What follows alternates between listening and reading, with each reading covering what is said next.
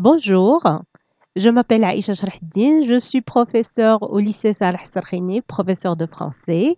Je vous parle à partir du studio Educatec à la direction provinciale de l'éducation nationale d'Al-Hamna. Aujourd'hui, nous allons faire une leçon de langue intitulée Le discours rapporté, autrement dit le discours direct et le discours indirect. Notons bien que c'est une leçon un peu classique pour vous, chers élèves, et à chaque fois, on a quelques difficultés qu'on va essayer de dépasser aujourd'hui. Très bien. Passons maintenant à la définition du discours direct et du discours indirect. Alors, au discours direct ou bien au style direct, on utilise la ponctuation du dialogue. On conserve les temps verbaux utilisés par le personnage dont on rapporte les propos.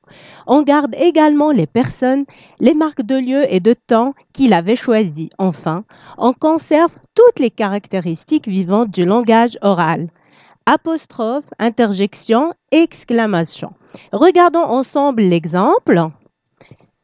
Alors le professeur me dit Oh, c'est un travail bâclé et je ne suis pas satisfait de toi. Très bien. Pour montrer qu'il s'agit d'un discours direct, on a, comme on a dit, la ponctuation, les deux points d'exclamation, les deux points d'explication, excusez-moi, les deux points d'explication et les guillemets. Oui, on a la présence de l'émetteur qui n'est autre que le professeur. Il y a le moi puisqu'il s'adresse à moi, le me et le toi. Et enfin, on a une interjection. Une interjection avec une exclamation, c'est une trace à 100% orale. Bien, maintenant, si j'ai envie de passer du discours direct au discours indirect, alors on aurait quelques transformations, bien entendu. Alors, la ponctuation du discours direct disparaît. Il n'y a plus de ponctuation. Certaines phrases deviennent déclaratives avec un subordonnant. Les temps verbaux deviennent ceux du récit. Avant, c'était du discours, maintenant, c'est du récit en respectant les règles de concordance des temps. On a les marques de personnes grammaticales, et là, je parle d'adjectifs possessifs, pronom personnel et pronom possessif. Ils dépendent de celui qui rapporte les paroles. Les marques de temps et de lieu sont modifiées. Les caractéristiques du dialogue oral disparaissent puisqu'on est maintenant dans le récit. Et on revient à notre fameux exemple. Dans le discours direct, on avait, comme on a souligné, les guillemets, l'interjection, le je de l'émetteur. Maintenant, plus de ponctuation. On a le que, le subordonnant que. Il n'y a plus d'interjection non plus. Et on a directement, le professeur me dit que c'est un travail bâclé, s'il le trouve, c'est OK, et qu'il n'est pas, c'est l'émetteur qui n'est plus là, qui est dans le récit maintenant, qu'il est absent, qui n'est pas satisfait de moi, puisqu'il s'adresse toujours à moi. D'accord? Une petite récap, plus de ponctuation, plus de traces de l'interlocuteur, de l'émetteur direct, et on a le temps verbal qui est toujours n'est pas, je suis, alors n'est pas, c'est le présent, c'est le verbe être au présent qui ne change pas. Bien, le style indirect est employé pour rapporter des paroles. Ce rapport nécessite quelques transformations grammaticales. Si vous avez remarqué avec moi ici, on a un verbe introducteur, c'est le verbe dire. C'est lui qui nous donne la possibilité de s'introduire dans le discours ou bien dans les propos de l'émetteur. Donc revenons maintenant à nos transformations. Bien. Les mots de liaison. Alors, si la phrase est déclarative, parce qu'on a plusieurs formes de phrases, alors si la phrase est déclarative ou bien type de phrase, si la phrase est déclarative, j'emploie le mot de liaison que, le subordonnant que. Exemple, il dit « Je ne me sens pas très bien ». Alors, j'enlève le guillemet pour passer au discours indirect et j'introduis le que, le subordonnant que, tout en faisant les transformations. Le je devient il, pardon, et puisqu'on a le verbe introducteur est au présent, donc on garde le même temps du verbe.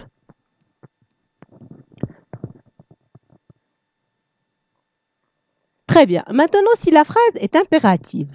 Si la phrase est impérative, j'emploie l'infinitif du verbe qui est à l'impératif, précédé de de. Alors, exemple. Mon frère me conseille, prends soin de ta petite sœur. Alors, pour la transformation, on a ici l'impératif qui va devenir infinitif précédé de de. J'enlève toujours ma ponctuation. Il y a le me, donc je vais apparaître dans la phrase. Mon frère me conseille de prendre soin de ma petite sœur. D'accord? Exemple suivant, si on a la phrase interrogative, comme vous le savez tous, on a deux types d'interrogation. On a une interrogation totale et une interrogation partielle. Quand je parle d'interrogation partielle, quand je parle d'interrogation totale, c'est quand je réponds avec oui, quand je réponds avec oui ou avec non. D'accord? L'interrogation est dite totale quand on peut y répondre par oui ou par non. Nous utilisons alors dans la transformation indirecte l'adverbe interrogatif si. On va voir tout de suite l'exemple. Il me demande, as-tu fait tes devoirs? Non, je n'ai pas fait mes devoirs. Bah oui, je les ai faits. Alors, il me demande, donc la réponse, ou oui ou non. Donc, pour la transformation, toujours, j'enlève. Et puis, on a le si qui s'introduit. Il me demande si, très bien, il me demande si j'ai fait mes devoirs. Très bien. Maintenant, on va passer à l'interrogation partielle. L'interrogation est dite partielle quand on ne répondra ni par oui ni par non. Dans la transformation indirecte, on prend généralement les mots interrogatifs de l'interrogation indirecte. Exemple, il se demande comment cela finira-t-il? Il se demande comment cela finira. Très bien. Donc ici, on a bien sûr enlevé comme d'hab. On a enlevé la ponctuation, l'interrogation aussi, la marque de l'interrogation de l'oral et on a gardé l'adverbe interrogatif. Il se demande comment cela finira. Très bien. Une petite remarque. Il me demande qu'est-ce que tu fais? Le qu'est-ce que. Alors le qu'est-ce que, dans l'indirect, il devient ce que. Il me demande qu'est-ce que tu fais? Il me demande ce que je fais. Très bien. On va faire une petite application vite fait pour voir est-ce que on suit l'enchaînement du texte. Alors, le premier exemple, David dit, le groupe de touristes vient de partir. Oui, le groupe de touristes vient de partir.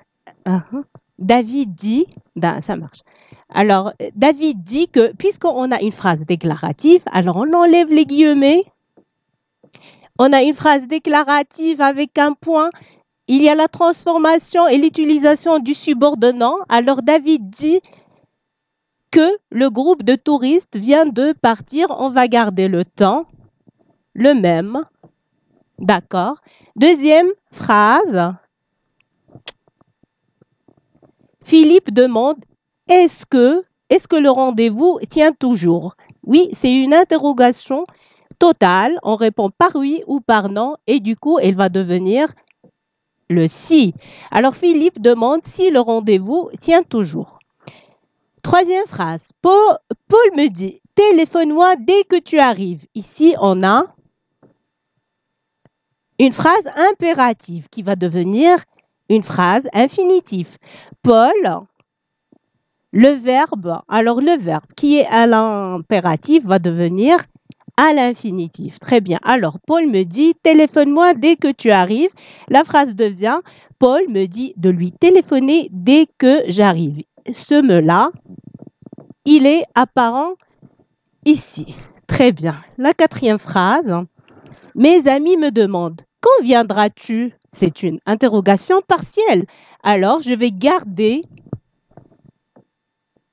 mon adverbe interrogatif.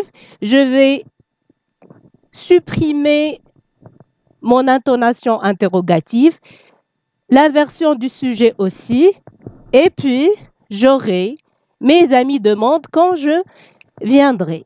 Parfait.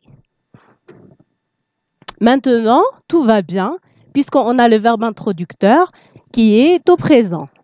Maintenant, on va voir la concordance du temps si on a le verbe introducteur qui est au passé. Parfait. Si le verbe introducteur est au passé, eh bien là, on aurait quelques petits soucis. Oui, alors quand je parle de verbe introducteur au passé, les temps de passé sont le passé composé, le passé simple, l'imparfait, le plus que parfait et le passé antérieur. La concordance des temps doit être appliquée. Et là, ce sont des règles à apprendre par cœur, sans discussion. D'accord? Donc, si on a un verbe au présent, toujours on a un verbe introducteur qui est au passé. Le présent devient imparfait. L'imparfait reste imparfait. Le passé composé devient plus que parfait. Le futur simple devient conditionnel présent. Futur antérieur devient conditionnel passé. Et l'impératif, comme on a dit tout à l'heure, il devient infinitif. Très bien. Directement une application pour un peu consolider ce qu'on vient de voir. Les mêmes exemples aussi. Alors, David dit...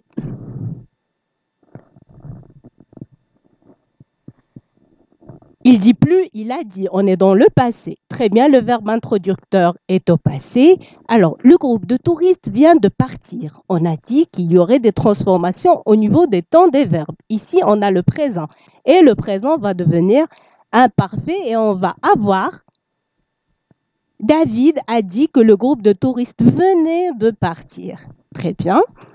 Le deuxième exemple, Philippe demanda, est-ce que le rendez-vous tient toujours? Demanda aussi, c'est un temps du passé. Donc, ici, on a le présent. Alors, qu'est-ce qu'on a dit pour le présent? Il devient imparfait. Très bien. Et on aurait, Philippe demanda si le rendez-vous tenait toujours. Très bien. Maintenant, troisième exemple, Paul me disait l'imparfait, aussi c'est un temps du passé. C'est un temps du passé. Alors, téléphone-moi dès que tu arriveras. Arrivera, c'est du futur simple. Qu'est-ce qu'on a dit pour le futur simple? Il va devenir conditionnel présent.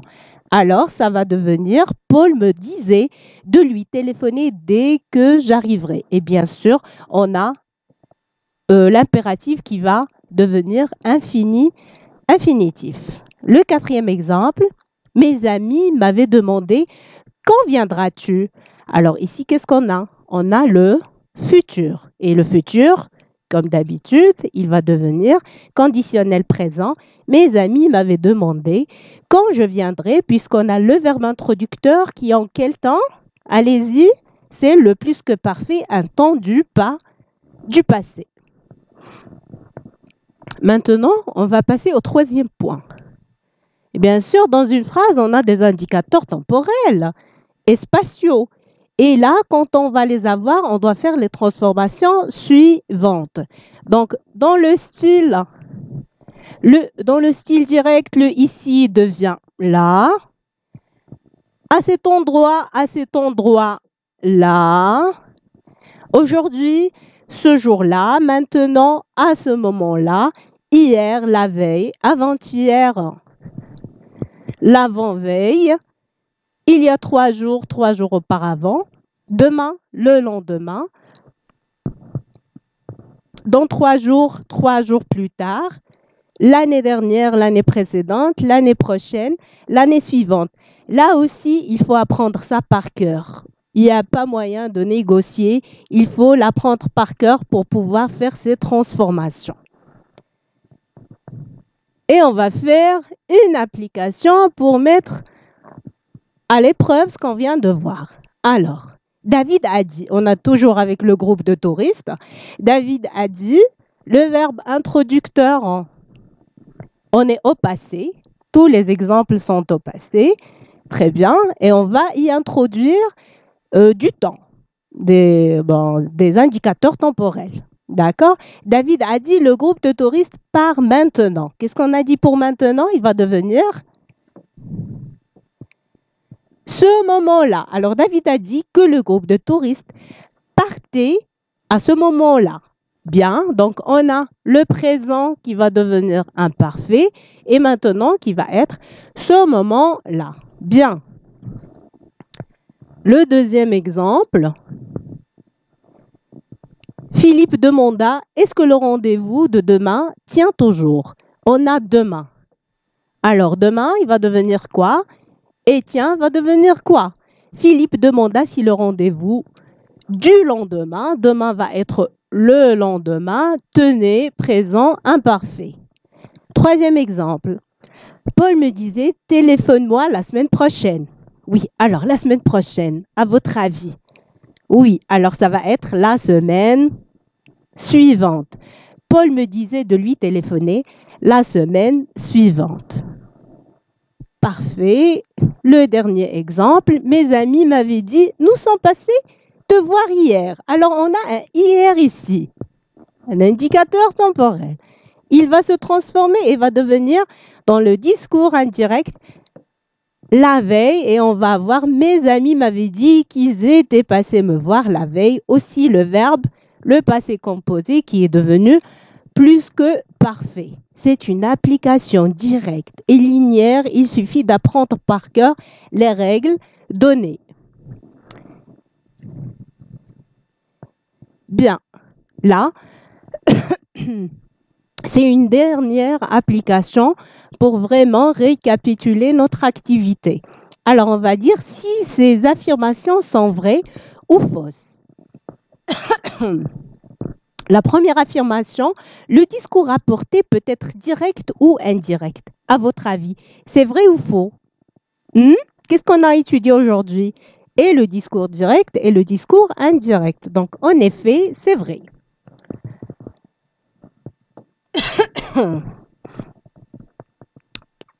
La deuxième affirmation.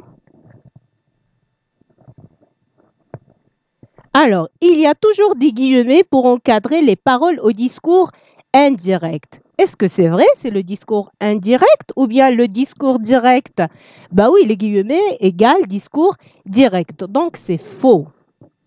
Bien, la troisième affirmation, expliquer, vouloir dire, affirmer, etc. sont utilisés pour introduire les paroles rapportées. Introduire, ça nous rappelle le verbe introducteur, n'est-ce pas? Monsieur explique, deux points, il faut faire les choses comme ça. Oui, bah oui, c'est un verbe introducteur, donc c'est vrai.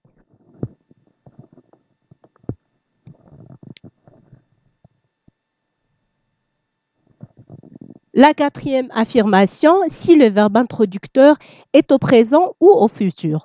On ne change pas le temps du verbe de la phrase subordonnée. Vrai ou faux? Eh bien, je crois que c'est vrai, bien sûr, puisque tout à l'heure, on a vu que les transformations se font au niveau du verbe introducteur au passé et non pas au présent et au futur. Donc, c'est vrai. Un verbe à l'impératif devient de plus infinitif au discours indirect. Vrai ou faux, à votre avis? Eh bien oui, c'est vrai, puisque l'impératif devient infinitif au discours indirect. Je souhaite que vous avez pu comprendre un petit peu comment ça marche, comment on fait, comment vraiment, comment on fait et comment utiliser la technique de passer du discours direct au discours indirect. En attendant, je vous souhaite bon courage et à très bientôt, Inch'Allah.